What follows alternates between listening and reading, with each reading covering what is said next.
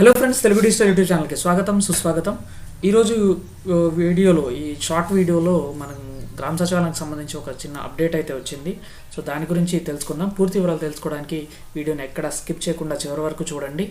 So మన ఛానల్లో గ్రామ సచివాలయానికి సంబంధించిన అప్డేట్స్, సర్టిఫికేట్స్ ఎలా తీసుకోవాలి, మరియు ఏదైనా ప్రభుత్వ పథకాలు వాటికి సంబంధించిన ప్రొసీజర్ అనేది డీటెయిల్గా చెప్పడం జరుగుతుంది. వాటికి సంబంధించిన అప్డేట్స్ అనేవి రెగ్యులర్గా ఇవ్వడం జరుగుతుంది.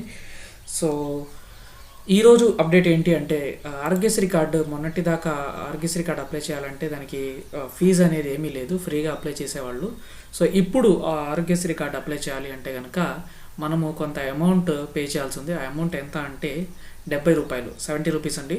సో ఈ 70 రూపాయలు అనేది మనము పే చేస్తే అక్కడ వాళ్ళకి చలాన్ అనేది కట్ అవుతుంది. వాళ్ళు సచివాలయం వాళ్ళు వాళ్ళకి పే చేసుకుంటారు. సో దానికి సంబంధించి మీలో ఎవరన్నా ఆరోగ్యశ్రీ కార్డుకి అప్లై చేయాలంటే కనుక 70 రూపీస్ తీసుకొని డాక్యుమెంట్స్ ఏమేమి కావాలో అది తీసుకొని వెళ్ళండి. మనం దానికి ఆరోగ్యశ్రీకి సంబంధించిన వీడియో అంటే మీరు ఎలా అప్లై చేయాలి ఏంటి అనేది ఆల్రెడీ వీడియో చేస్తుంది. మీరు కనుక ఆ వీడియో ఇంకా చూసుండకపోతే చూడండి, ఇవ్వండి ఇదే వీడియో, ఆరోగ్యశ్రీ కొత్త కార్డు కోసం అప్లై చేయడం ఎలా అన్నది.